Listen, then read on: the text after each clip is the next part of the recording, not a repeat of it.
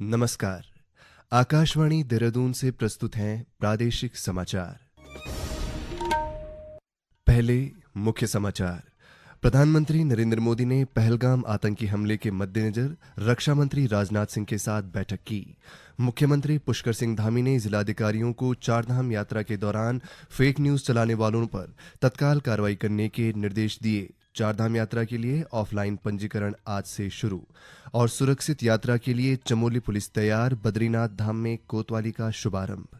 प्रादेशिक समाचार के साथ मैं आशुतोष उनियाल और अब समाचार विस्तार से। प्रधानमंत्री नरेंद्र मोदी ने आज रक्षा मंत्री राजनाथ सिंह के साथ नई दिल्ली में बैठक की। लगभग 40 मिनट तक चली बैठक में पहलगाम आतंकी हमले और उसके बाद की स्थिति को लेकर चर्चा हुई। प्रमुख रक्षा अध्यक्ष जनरल अनिल चौहान ने कल श्री राजनाथ सिंह से उनके आवास पर मुलाकात की थी। मुख्यमंत्री पुष्कर सिंह धामी ने राज्य के धार्मिक और पर्यटक स्थलों पर सुरक्षा व्यवस्था चाक चौबंद रखने के साथ ही चारधाम यात्रा के दृष्टिगत भी सुरक्षा व्यवस्था पर विशेष ध्यान देने के निर्देश दिए। उन्होंने जिलाधिकारियों से अपने जिलों में इसकी नियमित निगरानी करने को कहा। श्री धामी ने आज मुख्यमंत्री आवास से वर्चुअल बैठक के दौरान जिलाधिकारियों को चारधाम यात्रा के दौरान और अन्य महत्वपूर्ण मामलों में विभिन्न माध्यमों से फेक न्यूज चलाने वालों पर तत्काल कार्रवाई करने के निर्देश दिए। साथ ही जिलाधिकारियों द्वारा सही जानकारी नियमित रूप से विभिन्न माध्यमों से साझा करने की बात कही। मुख्यमंत्री ने कहा कि चारधाम यात्रा के दृष्टिगत यातायात प्रबंधन और सड़कों की स्थिति सही रहे, इस पर विशेष ध्यान दिया जाए।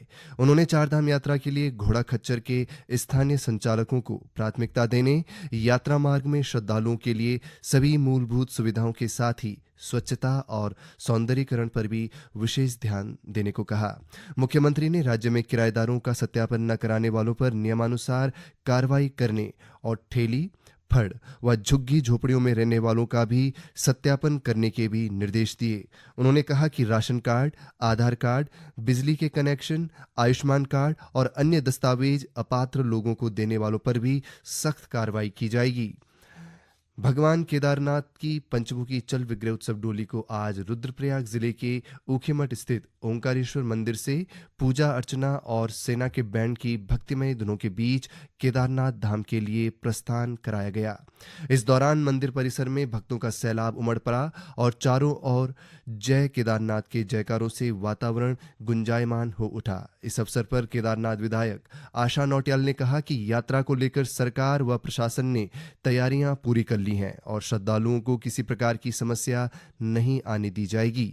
बद्रीनाथ केदारनाथ मंदिर समिति के कार्यकारी अधिकारी विजय थपलियाल ने कहा कि यात्रा को लेकर मंदिर समिति ने भी तैयारियां पूरी कर ली हैं। चल विग्रह उत्सव डोली आज अपने पहले पड़ाव विश्वनाथ मंदिर गुप्तकाशी में रात्रि विश्राम करेगी और कल गुप्तकाशी से प्रस्थान कर फाटा में रात्रि विश्राम करेगी। 30 अप्रैल को डोली गौरामाई मंदिर, गौरीकुंड और 1 मई को केदारनाथ धाम स्थित मंदिर भंडार पहुंचेगी। 2 मई को प्रातः 7 बजे वैदिक मंत्रोच्चार और विधि विधान के साथ केदारनाथ मंदिर के कपाट श्रद्धालुओं के दर्शनार्थ खोले जाएंगे। राज्यपाल लेफ्टिनेंट जनरल गुरमीत सिंह से आज राजभवन में लेफ्टिनेंट जनरल ए.के. सिंह ने शिष्टाचार भेंट की। Lieutenant general A K. सिंह मूल रूप से उत्तराखंड के निवासी हैं और उन्हें हाल ही में केंद्र सरकार द्वारा राष्ट्रीय सुरक्षा सलाहकार परिषद का सदस्य मनोनीत किया गया है। इस अवसर पर दोनों के बीच विभिन्न समसामयिक विषयों पर चर्चा हुई। राज्यपाल ने लेफ्टिनेंट जनरल ए.के. सिंह को राष्ट्रीय सुरक्षा सलाहकार परिषद में सदस्य नामित होने पर शुभकामनाएं दी। बागेश्वर के डिग्री कॉलेज खेल मैदान में मुख्यमंत्री खिलाड़ी प्रोत्साहन योजना के तहत जिला स्तरीय ट्रायल का आयोजन किया गया। तीनों ब्लॉकों से ट्रायल में आए 270 खिलाड़ियों ने भाग लिया, जिनमें से 100 बालक और 100 बालिकाओं का चयन किया गया। खेल अधिकारी गुंजन बाला ने बताया कि इस योजना के तहत 14 से 23 वर्ष तक के खिलाड़ियों को प्रति माह 2,000 रुपये और प्रति वर्ष 10,000 रुपये खेल किट खरीदने के लिए प्रदान किए जाते हैं। जो सरकार द्वारा जो योजना छात्रवृत्ति की चलाई जा रही है, इसमें हमारे जो खिलाड़ी चयनित होंगे, प्रदेश में 200 खिलाड़ी प्रत्येक जनपद से सेलेक्ट होने हैं और उन्हें प्रतिमाह 2,000 की धनराशि और एक 10,000 की उनके खेल किट के लिए उन्हें सरकार द्वारा दी जाएगी और ये चयनित होने के बाद निदेशालय स्तर पर उनको डीपीटी के माध्यम से प्रेषित की जाएगी। ये समाचार आकाशवाणी के देहरादून केंद्र से प्रसारित किए जा रहे हैं। ताज़ा समाचार के लिए आप हमारे सोशल मीडिया एक्स व Facebook page Akashvani news Uttarakhand को फॉलो कर सकते हैं। साथ ही ये समाचार हमारे YouTube channel Akashvani news Uttarakhand पर भी उपलब्ध हैं। आगामी 30 अप्रैल से शुरू हो रही चारधाम यात्रा के लिए ऑफलाइन पंजीकरण आज से शुरू हो गए हैं। हरिद्वार में ऑफलाइन पंजीकरण केंद्र की स्थापना की गई है। आज पहले दिन सुबह 7 बजे से ही पंजीकरण केंद्रों पर पंजीकरण कराने के लिए तीर्थ यात्रियों का पहुंचना शुरू हो गया। पंजीकरण कराने के लिए 20 काउंटर तैयार किए गए हैं, जिसमें विदेशी नागरिक और दिव्यांग यात्रियों के लिए अलग से काउंटर स्थापित किए गए हैं। पहले दिन ऑफलाइन पंजीकरण के लिए 1000 का स्लॉट आवंटित हुआ है। पंजीकरण करने के लिए आए यात्री व्यवस्थाओं से संतुष्ट दिखाई दिए। चारधाम यात्रा के पंजीकरण के लिए आगे जिस तरह से राज्य सरकार के निर्देश होंगे उसके अनुसार स्लॉट का आवंटन किया जाएगा। साथ ही यहां पर होल्डिंग एरिया भी डेवलप किए गए हैं ताकि यात्रियों को उनमें रोका जा सके।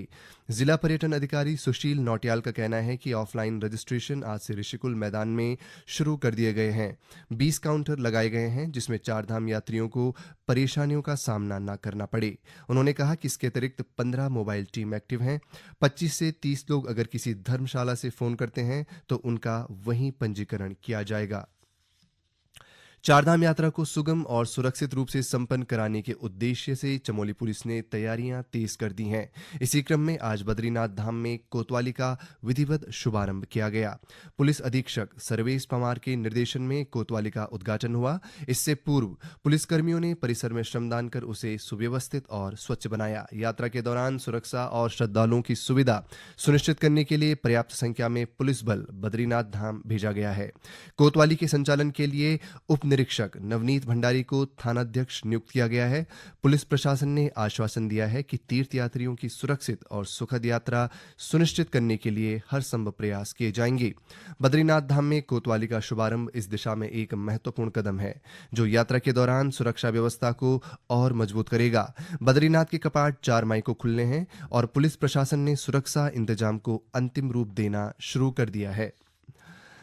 चारधाम यात्रा पर आने वाले श्रद्धालुओं को गंगोत्री और यमुनोत्री धाम के रूट पर भूस्खलन की जानकारी क्यूआर कोड के माध्यम से मिलेगी। इसके लिए पुलिस की ओर से यात्रा रूट के मुख्य पड़ाव पर 50 क्यूआर कोड लगाए जाएंगे।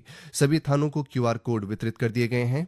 उत्तरकाशी के पुलिस अधीक्षक सरिता डोभाल ने बताया कि चारधाम यात्रा में तीर्थ यात्रियों को सबसे अधिक समस्या मार्ग और मूलभूत सुविधाओं के स्थानों को ढूंढने में होती है। कई बार यात्रा रूटों पर मार्ग बाधित होने के कारण परेशानी उठानी पड़ती है। इसलिए इस वर्ष पुलिस की ओर से गंगोत्री और यमुनोत्री धाम के मुख्य पड़ाव पर करीब 50 क्यूआर कोड लगाए जाएंगे। यह चारधाम यात्रा मार्गों पर श्रद्धालुओं की सुविधा के लिए पहला प्रयोग है। देहरादून नगर निगम की ओर से नदी नालों की सफाई की जा रही है। साथ ही नदी नालों में कोई कूड़ा न डाल सके इसके लिए भी व्यापक तैयारी की जा रही है। नगर आयुक्त नमामि बंसल ने बताया कि नदियों के आसपास कूड़ा केंद्र बनाए गए हैं ताकि लोग वहां कूड़ा डाल सकें। उन्होंने कहा कि अगर कोई भी व्यक्ति नदियों के आसपास या नालों में कूड़ा डालते पकड़ा गया तो उसे जुर्माना देना होगा। हमारे यहाँ पर रिस्पना और बिंदाल नदी जो प्रमुख नदियाँ हैं और साथ ही साथ सोम में भी इसकी ट्रिब्यूटरीज हैं। इसके अलावा जितने भी हमारे सीजनल नाले खाले हैं उन सभी में जो कचरा डालने की शिकायत आती है उसके लिए व्यापक स्ट्रैटेजी बनाते हुए चलित कूड़ा केंद्र भी लगाए गए हैं उन सभी बेल्ट्स पर, ताकि जो कूड़ा है वो नदी में ना डंप होकर इन चलित कूड़ा केंद्र में डंप किया जाए। और उसके बाद भी जिनके द्वारा नदी किनारे या नदी क्षेत्र में कूड़ा डंपिंग की कार्रवाई की जाती है उन सभी के अगेंस्ट चालान इशू किए जा रहे हैं समय समय पर। रुद्रप्रयाग के जिलाधिकारी सौरभ गहरवार की अध्यक्षता में विकास भवन सभागार में आयोजित जनता मिलन कार्यक्रम में विभिन्न विभागों से जुड़ी 18 शिकायतें दर्ज की गई। इनमें से 7 का मौके पर ही निस्तारण किया गया, जबकि शेष समस्याओं को त्वरित निस्तारण के लिए संबंधित विभागों को प्रेषित किया गया। इस दौरान मुख्यमंत्री पोर्टल पर दर्ज शिकायतों की भी समीक्षा की गई। जिलाधिकारी ने बताया कि L1 स्तर पर 142 और L2 स्तर पर 25 शिकायतें लंबित हैं। उन्होंने इन सभी शिकायतों का शीघ्र निस्तारण करने और किसी भी स्तर पर लापरवाही न बरतने के अधिकारियों को निर्देश दिए। अंत में मुख्य समाचार एक बार फिर।